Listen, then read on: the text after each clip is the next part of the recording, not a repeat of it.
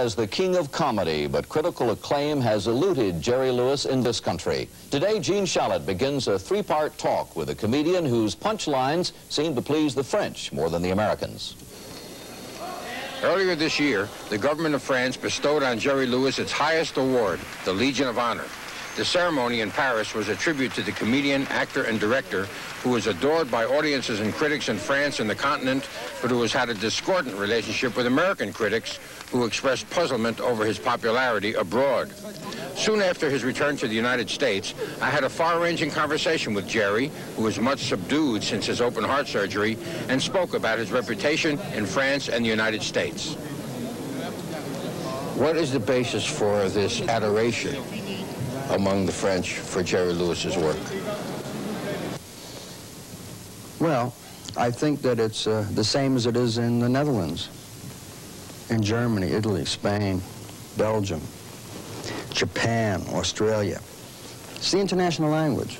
That's really what I think the key is, that I speak the international language. But American critics don't know that language? No, the American critics aren't interested in it. They really think that what I do is lowbrow, and it is. But what I do is an extension of what created our motion picture industry. It was the Keystone Cops. I'm just an extension of that.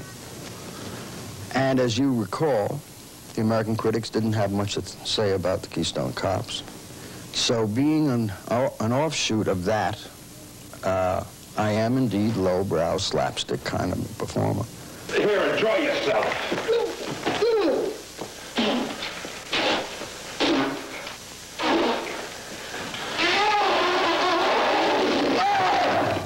The critics in this country have never appreciated it, only because they just don't like it. I don't think they like to identify with the masses. And I've always had the public. See, that's the misnomer. Very often I'm asked by the press around the world, why are you so accepted in our country as opposed to your own country? And I have to clarify that I was first accepted in my country and still am.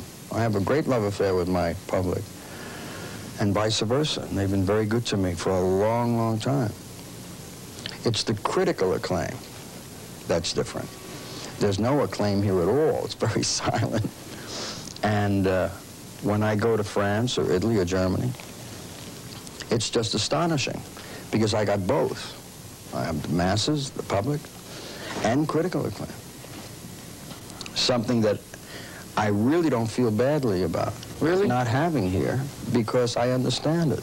Because you see, the interesting thing that people, I doubt, very strongly recognize that the critics, although they have been on me, and I've been on them, for these 35 years, they've kept me a commodity in our business. I'm controversial, and the one thing that I could never get them to do, they did for me. You can't tell a fan that loves you that what you love is stupid and no good. They only love you more. They become protective on top of that. And they will defend to the death your veracity and everything else. If the critics really did hear what they did in the European theater for me, I'm your friend. I might have been gone 20 years ago. Now they're going to hear that and they'll say, look at what we did. We caused it ourselves. We should have liked him better. Yeah, right.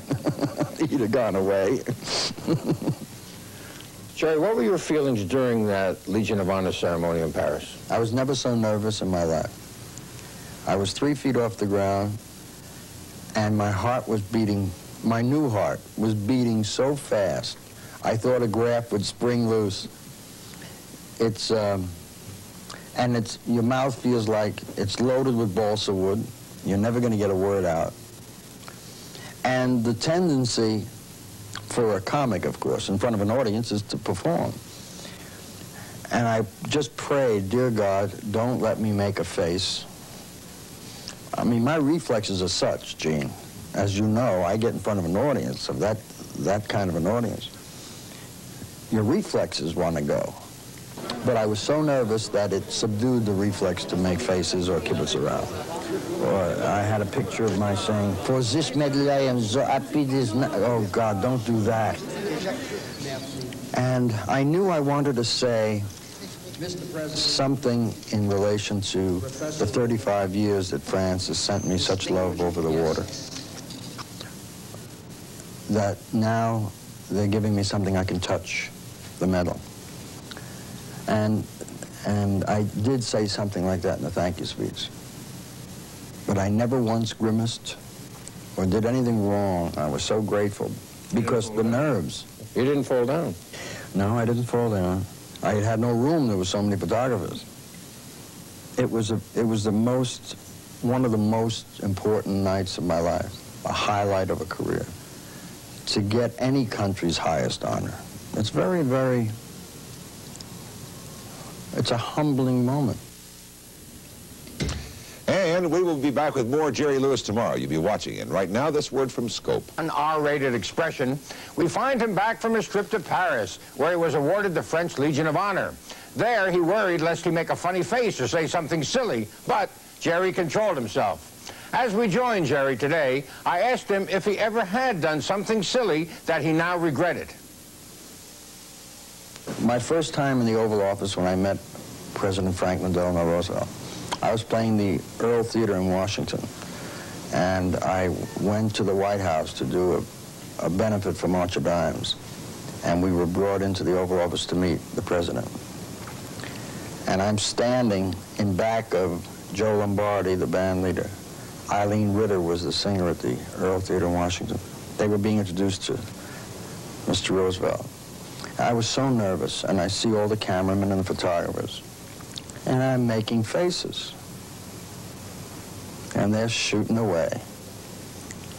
And when I got the pictures from the White House, there's the president, Joe Lombardi, Eileen Ritter, and this idiot. It was the one time that I would have liked not to make a face.